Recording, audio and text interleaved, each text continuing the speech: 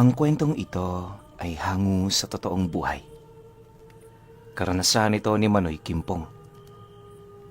Taong 1967, Unisan, Quezon.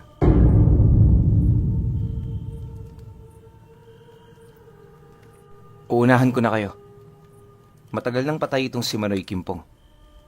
Ang kanyang istorya, salit-saling sabi ng mga kadugo niya. Kayo na rin ang bahalang humusga kung totoo ang inyong mga maririnig. Sa mga panahong ito, mambubukid at manunuba itong si Manoy Kimpong. Nasa edad 70 anyos na siya noon at kasalukuyan na siyang may 6 na matatandang anak. Yung panganay at yung sumunod, humiwalay na sa kanila. Nakapag-asawa na kasi ito at ayaw ni Manoy Kimpong na habang buhay yung manatili sa kanila. Naunawa naman yon ng kanyang anak, kaya nung nagkapera ito, agad yun naghanap ng mapagtitirahan. Malapit lang din yun sa kanila, pero sa lahat ng pangangailangan, tuluyan na yung humiwalay. Kahit papaano, hanga naman si Manoy Kimpong sa kanyang mga anak dahil natuto ang mga ito na tumayo sa sarili nilang mga paa. Bagaman matanda na siya, di niya pa rin tinatalikuran ng kanyang mga responsibilidad. Ni isa sa mga anak niya, walang naghirap magtrabaho para sa kanila. Ayaw niya kasing maramdamang ito ang bumubuhay sa kanila dahil unang-una, obligasyon niya ang bagay na yon. Ilang taon pa ang lumipas bago sumapit ang 1967. Yung bunso na lamang niyang anak ang naiwan sa kanilang puder. Ang pangalan nun ay si Makmak. Sa pagkakatanda ni Makmak, 12 anyos pa lamang siya sa mismong taong ito. Wala pa siyang ibang ginawa noon, kundi ang maglaro habang nagpapagal sa bukid ang kanilang padre de pamilya. Ni minsan hindi niya inakalang may mangyayari roong kakaiba, subalit nagkamali siya. Sa pagsapit naman ng anihan ng tuba, naging abala ang tatay niya. Itong si Manoy Kimpong, kulang na lang sa bukid tumira. Maliban kasi sa pagsalok ng tuba, buong maghapon din siya roong nagbabantay dahil sa mga kawatan ng nyog. Iniiwasan niya maakyat ang bawat puno, lalo pat may mga pagkakataong nahuhulog ng mga ito, yung mga timbang kanyang isinasalok sa napakakipot pang bulaklak ng nyog. Ayon sa kanya, wala naman sanang problema kung kumuha ang mga ito ng ilang peraso ng nyog. Ang kaso lang, pati yung hanap buhay niya napupurnada dahil sa pangingialam ng mga ito. Magmula noon, naging madamot na talaga itong si Manoy Kimpong. Kakilala man o hindi, di niya ito binibigyan kung hindi siya ang kumukuha. Isang umaga, habang naghahanda ang matanda, napansin naman ni Makmak noon na parabang hindi maganda ang panahon. Mag-aalas 7 na kasi ng umaga noon, pero napakadilim pa sa labas. Dahil dito, agad naman niya itong ipinagbigay alam sa kanyang ama upang balaan ito. Ang problema lang, hindi yun nakinig sa kanya. Sagot ni Manoy Kimpong, kahit bumagyo pa, tutuloy siya dahil yung mga tubang sinalok niya paniguradong umaapaw na sa timba. Bawat isa nun mahalaga, kaya hindi niya yun maaaring pabayaan. Nang marinig naman niya ang sinabi nito, di na siya nakaimik. Yung nanay naman niya, sa halip na kumampi sa kanya, sinuportahan pa nito ang kanyang ama. Inaasahan naman niya ito, lalo pat alam niyang takot doon ang nanay niya. Kahit nga yung mga nakatatanda niyang kapatid, di doon makasagot. Alam kasi nila kung papaano ito magalit at kung ano ang kaya nitong gawin sa oras na sumuway sila sa nais nito. Pagtahak naman ni Manoy Kimpong ng daan, nanatili lang naman sa loob si Makmak at ang kanyang ina. Ilang minuto pa ang lumipas, bumisita yung mga kapatid niyang may mga asawa na. Bawat isa sa mga ito, may daladalang pagkain na kanilang pagsasaluhan buong maghapon. Nataon kasi nung wala yung mga trabaho, kaya nagdesisyon ng mga ito na bumisita sa kanilang mga magulang. Pagsilay naman ng panganay nila sa loob ng bahay, napansin naman itong wala roon ang kanilang ama. Siyempre, agad naman yung nagtanong sa nanay nila, sabay sabi ng, "Nay, sabi ng mga katrabaho ko may bagyo ngayon ah. Bakit niyo pinapunta ng bukid si Itay nang nag-iisa? Malakas na ang ulan oh. Baka kung ano ang mangyari dun ah." Nang marinig naman ni Makmak ang sinabi nito, pinili naman niyang magdahilan. May hirap na kasi. Baka siya na naman ang mapagbuntunan ng sisi ng mga kapatid niya. Dahil sa kanyang sinabi, wala naman yung nagawa kundi ang manahimik. Maghapon nilang hinintay ang pag-uwi nito, hanggang sa sumapit na nga ang dapit hapon at wala pa ito. Bilang mga anak, nag-alala na talaga sila sa kanilang ama, kaya nagtulong-tulong silang hanapin yon. Si Makmak at yung sumunod sa kanya, pumunta sa bukid habang yung mga kapatid nila naghanap sa paligid nito. Humingi na rin ito ng tulong sa kanilang mga kapitbahay para mas lalong mapadali ang paghahanap sa nawawala nilang tatay. Pagkaraan ng 2 oras, hindi pa rin nila yon hahanap. Lahat sila nakakaramdam na talaga ng matinding lamig at kalituhan sa mga nangyayari. Isipin nyo na lang, gabing-gabi na noon tapos nasa bukid pa sila. Wala rin silang dalang kahit na anong ilaw, kaya parang literal na nangangapa talaga sila sa bundok. Ngunit sa kabila nito, hindi pa rin sumuko si Makmak. Sa kanilang lahat, siya ang mas higit na kinakabahan dahil paniguradong sa kanya mabubunto ng sisi sa oras na may mangyari roong hindi maganda. Ilang minuto rin niyang inikot ang bukid nila ng nag-iisa, hanggang sa kalaunay nakita niya sa isang mataas na puno ng nyog ang tatay niya. Nakasabit yun doon, habang pilit na hinuhugot sa likod nito yung isang nagliliwanag na bagay na tumarak dito. Walang patid na rin yun sa kakasukan ng dugo, pero nakapagtatakang di ito nang hihina. Pagsigaw naman niya sa pangalan nito, bigla naman yung bumagsak sa lupa matapos mawala ang bagay na tumarak sa katawan nito. Parang 3 palapag ang taas ng nyog na yon. Tapos bumagsak yung tatay niya na nakauna yung likod. Siyempre dahil sa bigat at bilis nito, paniguradong nadurog ang mga buto nito pagtama nun sa lupa. Akala nga niya mamamatay na yon. Pero bago pa man siya roon makalapit, nakita niyang bigla itong tumayo. Pagsilay naman ng tatay niya sa kanya, agad naman siya nitong inutusang tumahimik, sabay sapilitang karga sa kanya. Dali-dali yung bumaba ng bukid at pagdating nito sa paanan, bumungad dito yung mga kapatid ni Makmak na papunta na sana sa lugar kung saan nila narinig ang sigaw nito.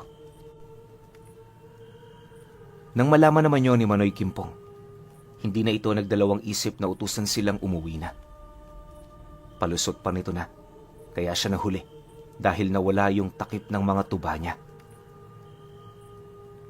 Alangan naman magpabasa siya, dinasayang ang lahat ng yon. Nang marinig naman yon ng lahat, di na rin nagdalawang isip ang mga ito na sumunod. Bawat isa rin sa kanila, aminadong nilalamig na. Pagbalik naman nila sa bahay, lahat ng mga naabala nila, pinakape at pinamerienda na rin nila. Personal din noong humingi ng paumanhin si Manoy Kimpong dahil sa alam niyang naabala niya talaga ang mga ito. Pagalis naman ng mga panauhing yan, agad naman niyang kinausap ang kanyang mga anak. Hindi niya kasi nagustuhan ang mga ikinilos nito, lalo na ang paghingi nito ng tulong sa ibang mga tao. Dagdag pa nito na, imposibleng mapahamak siya sa bundok na matagal nang nagbibigay hanap buhay sa kanila. Nabanggit din ito, pangiinsulto sa kanyang kakayahan ang ginawa ng kanyang mga anak. Dahil sa mga sinabi nito, kahit yung panganay nila hindi nakaimik. Pagkaraan pa ng ilang minuto, nagdesisyon na rin ang mga kapatid ni Makmak na bumalik na sa kanilang pamamahay. Siya naman noon dumikit na sa kanyang ina para tumulong sa paghahanda ng hapunan nila. Ang kaso lang, habang nagluluto silang mag-ina, pasimple naman siyang tinawag ng tatay niya. Wala man siyang ideya kung ano ang kailangan nito. Pinili niyang tumugon upang hindi siya mapagalitan. Pag-upo niya sa sala ng bahay, agad naman yung umupo sa kanyang harapan. Sabay wika ng, Sumama ka sa akin mamaya. Babalik tayo sa bukid. Maghanda ka na at sabihin mo na ang nanay mo ukol sa gagawin natin. Kakausapin ko rin siya mamaya bago tayo umalis. Nang marinig naman niya ang sinabi nito, di naman siya nag-alangang bumalik sa kusina. Agad niya itong inilahad sa nanay niya, kaya nung malaman nito ang gagawin nila, hindi na rin niya nagdalawang isip na kausapin ang kanyang asawa. Sa lakas kasi ng hangin at ulan, hindi na magiging maganda para sa kanila na bumalik pa sa lugar na yon. Ngunit kahit nagtalo na ang dalawa, nasunod pa rin ang nais ng tatay niya. Inaasahan naman niya ito, lalo pat di talaga yun makausap ng kanyang ina kapag meron itong gustong gawin. Kalahating oras pa ang lumipas. Kagaya ng sinabi nito, umalis nga silang magkasama.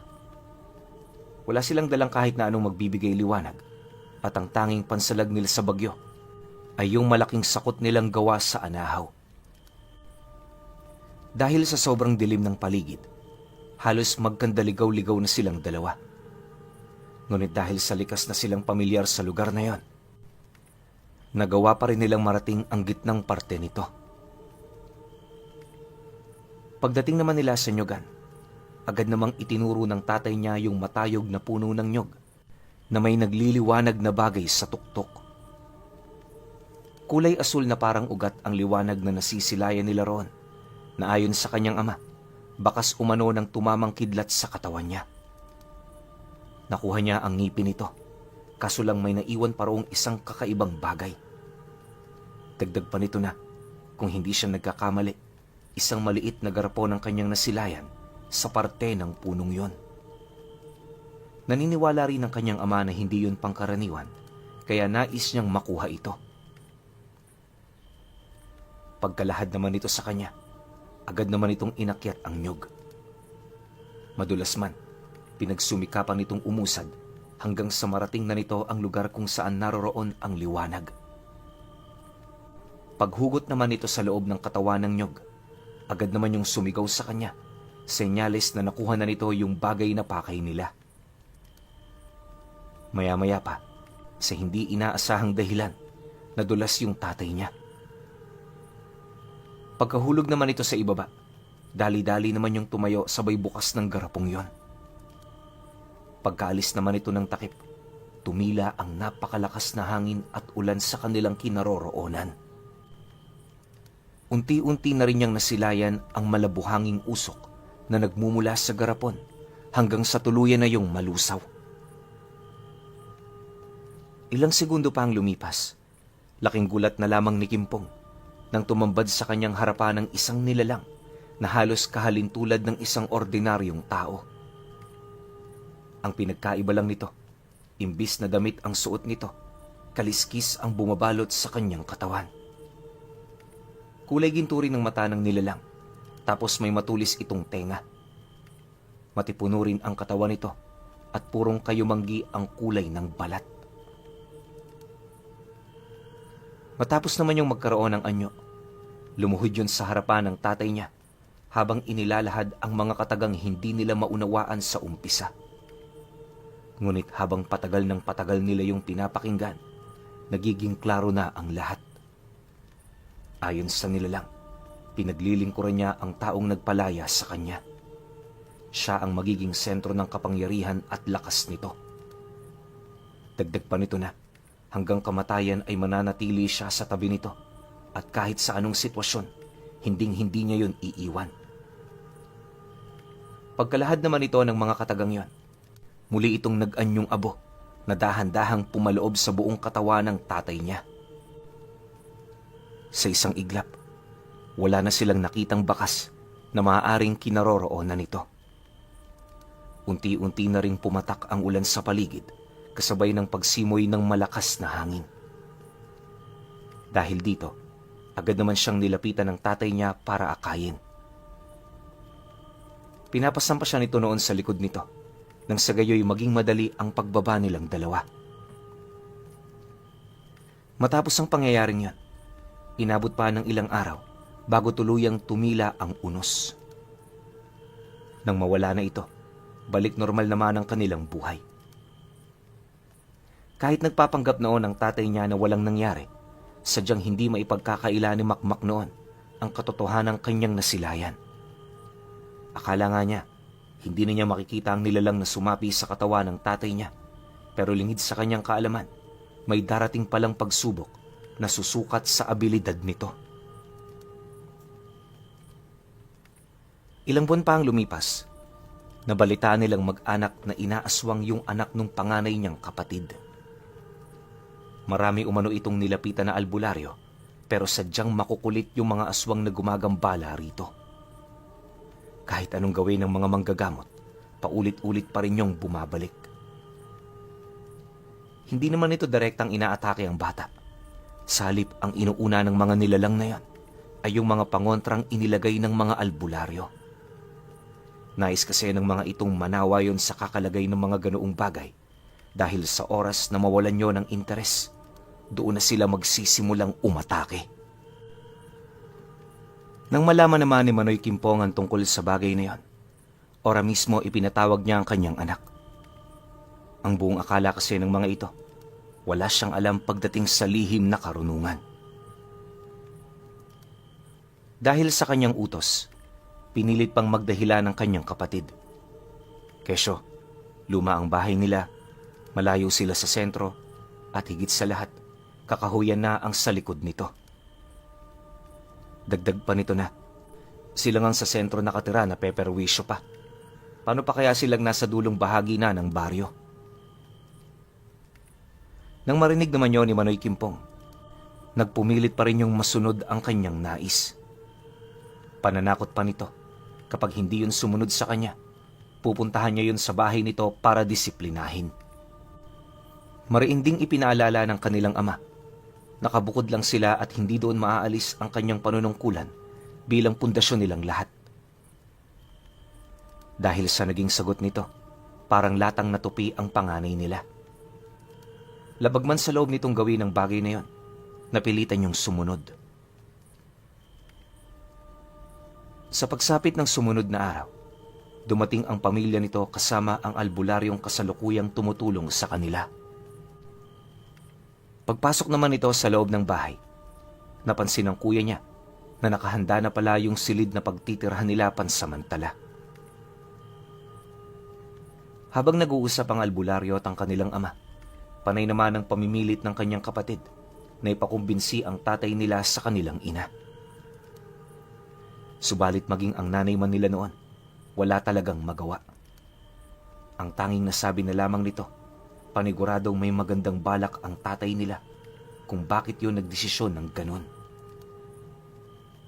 Mariin din itong inilahad, hindi yun gagawa ng hakbang na ikakapahamak ng kanilang pamilya. Nang marinig naman yun nila Makmak, pinili naman nilang sumang-ayon. Kung tututol pa kasi sila, wala naman na silang magagawa. Sa kasagsagan naman ng pakikipag-usap dito ng albularyo, isa-isa nitong ipinaliwanag ang mga rason nito kung bakit ayaw nitong manatili sa lugar na yon.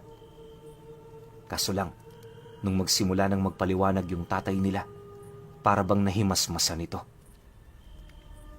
Hindi naglaon. Sa halip na kumontra ang albularyo, naging sunod-sunuran yon sa nais nitong mangyari. Ayon kay Makmak, walang nakita noon ang kanyang kapatid, pero siya mismo kitang-kita kung ano ang ipinasilay nito sa albularyo. Marahil ay yun ang naging daan kung bakit nagkasundo ang dalawa. Matapos naman ang kanilang pag-uusap, agad namang nagbigay ng opinyon ng albularyo ukol sa mga gagawin nila. Ayon dito, para maitaboy ang mga nilalang, kailangan nilang maglagay ng mga pangontra sa labas. Ipinagtapat din ito na namarkahan ito ang bata, kaya hindi malabong matuntun sila nito saan mang lugar sila magpunta. Nang marinig naman yun ni Manoy Kimpong, Agad naman itong tinawag ang anak ng panganay niya. Pagsilay niya sa batang yon, taimtim niya itong inihipan ng usal sa noo at sa isang iglap nagpakita ang marka nito na itinatago pala ng isang malalim na uri ng sabulag. Nang mapansin naman yon ng matanda, di naman ito maiwasang magulat ukol sa kanyang nasaksihan. Ang buong akala niya kasi, walang alam si Manoy Kimpong pagdating sa lihim na karunungan. Manoy, ilang araw ko nang sinisiyasat ang katawan ng batang yan, pero wala akong nakita. Paano mo yan nagawa? At bakit mo na lamang itinatago ito ng isang sabulag? Gulat na wika nito sa kanyang ama. Ang sabi mo kasi na markahan ito. Malamang ilalagay nila ang kanilang marka sa katawan ng bata. Mataas na karunungan din ang gamit nila sa sabulag. Marahil yun ang dahilan kung bakit di mo yun nabasag. Duda ko, hindi ordinaryong aswang ang bumibiktima rito. Ay, pero huwag kang mag-alala. Ako na ang bahala sa kanila. Ang trabaho mo ngayon, magbantay dito sa loob. Kami naman ni Makmak doon kami sa labas magpapalipas ng magdamag. Magkasikaso ka na.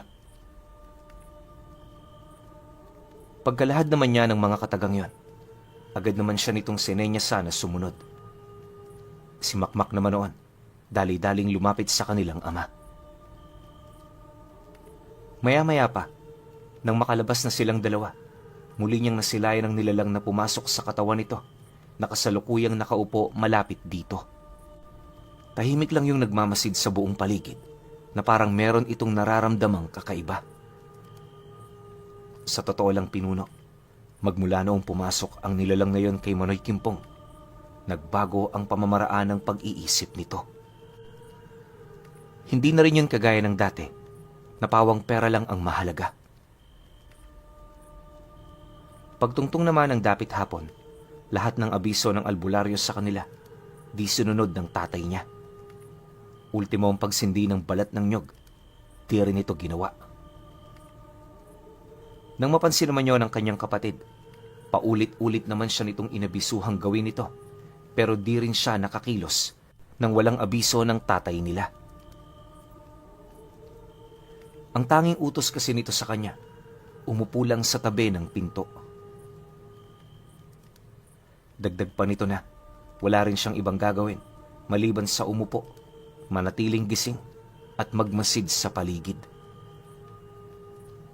Nang malaman naman yon ng kanyang kapatid, patuloy pa rin yung nagpumilit, kaya kalaunay hindi niya na yon pinagtuunan ng pansin. Sa paglalim pa ng gabi, nanawa na din ang kapatid niyang yon. Hindi naglaon, dahil sa kawalan nila ng pangontra, mabilis na nagsisulputan ang mga aswang na nagmarka sa pamangkin niya. Huli na nang malaman noon ni Makmak, purong gabunan palang mga aswang ang humahabol dito. Dahil sa pangyayari, nakaramdam naman siya ng matinding kilabot, subalit kahit nanginginig na ang kanyang tuhod, hindi niya piniling siwayin ang utos ng tatay niya. Paglapag naman ng mga ito sa harapan ng bahay nila, agad namang nagpalit anyo ang isa sa mga ito, dahilan para bumungad sa kanila ang matanda nitong itsura. Masaya yung nakikipag-usap sa tatay niya, ngunit bago pa man ito matapos ang kanyang mga sinasabi, bigla na lamang itong tumilapon papalayo. Sinapak kasi yun ang nilalang na pumasok sa katawan ng tatay niya, pero nakapagtataka, bakit hindi yun nakita ng nilalang? Matapos ang pangyayaring yon, mabilis naman yung tumayo, kasabay ng pagpalit anyo nito. Ang 5 aswang na lumapag noon sa kanilang bakuran, buong puwersang pinagtulungan itong si Manoy Kimpong, ngunit sa hindi maipaliwanag na dahilan, di sila roon nakakalapit. Habang tumatagal, napapansin ng mga ito na may kalaban silang hindi nila nakikita. Makailang beses na rin nilang ginamit ang kanilang mga ikatlong mata, pero wala talaga. Ilang minuto pa ang lumipas, laking gulat na lamang niya nang masipat niya ang isa sa mga gabunan na bigla na lamang nalusaw. Yung isa naman napugutan ng ulo, matapos nitong salubungin ang malakas na simoy ng hangin. Dahil sa ganoong pangyayari, nakaramdam ng kilabot ang mga nilalang. Si Manoy Kimpong kasi noon, kalmado lang na nakaupo sa kanilang harapan. Di yun gumagawa ng kahit ano, na parabang hinahayaan lang nito yung nilalang na kumilos para sa kanya. Dala naman ng matinding pagtataka ng gabunan, naglakas loob naman siya roong magtanong, ngunit hindi pa man tapos ang mga sinasabi nito, biglang lumambot ang lupa na kasalukuyan nitong tinatayuan. Pagramdam naman ng nilalang na lumulubog na siya, sinubukan naman niyang tumalon papalayo, ngunit sa hindi malamang dahilan, parang dumikit na sa putik ang kanyang dapa-dapa. Dahil sa pangyayaring yon, di na ito nakawala hanggang sa maglaho na lamang itong parang bula. Matapos ang pangyayari, ramdam na ng tatay niya ang matinding pagkasindak ng mga gabunang natitira. Hindi naglaon, napilitan naman yung lumipad papalayo, kaso lang pagtayo nito sa ulap, bigla itong sinalubong ng napakaraming kidlat. Walang kahit na maliit na patak ng ulan noon, pero yung kalangitan parang nasa kasagsagan ng digmaan. Tumagal ng ilang minuto ang mga kidlat na tumama sa mga ito, bago nito tuluyang nilubayan ang dalawang kalunos-lunos na aswang. Pagtahimik naman ng langit, parang mga ibong na wala ng pakpak na bumulusok ang mga ito. Lumagpak yun sa lugar kung saan sila unang lumipad. Dahil dito, saksi si Makmak kung anong kinahinatna ng dalawa. Dahil sa lakas ng pagtama ng kidlat, halos magkanda butas-butas ang katawan nila. Wala na rin yung buhay nung makita niya, kaya halos hindi niya mawari kung aswang ba yun o kung ano. Nang masipat naman yon ang kanyang ama, agad naman yung nagsambit ng mga usal na siya namang dahan-dahang nagpalubog sa mga ito papailalim ng lupa. Matapos ang mga pangyayaring yon, bumalik ang katahimikan sa paligid. Pumasok na rin yun sa loob ng kanilang bahay para alisin ang marka ng mga aswang sa kanyang apo. Magmula noon, hindi na ito ginambala ng mga aswang o kahit anong nilalang. Lumaki rin yung normal na siya namang ipinagpasalamat nilang lahat. Pero alam niyo, Pinuno, na sa kanilang magkakapatid, walang nakakaalam ng mga pangyayaring kanyang nasaksihan. Nga pala, namatay din ng maaga itong si Makmak. Kaya yung mga kwento niya, tanging ang mga anak na lang niya ang nagdadala ngayong pangkasalukuyan. Di man yun kapanipaniwala para sa iba, pero para sa kanila lahat yon ay totoo. Wala sa puso ng kanilang ama ang pagsisinungaling. Lalo na, at may kaugnayan ito sa kanilang Lolo Kimpong na alagad ng kidlat.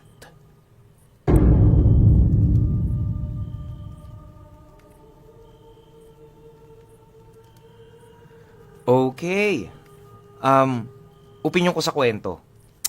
Sobrang kakaiba to, no? Kasi sa lahat ng naging kwento natin, once na tinatamaan ka ng kidlat o ng kung ano mang bagay, may tinamaan yung kidlat na yun, mag-iiwan yun doon ng mutya.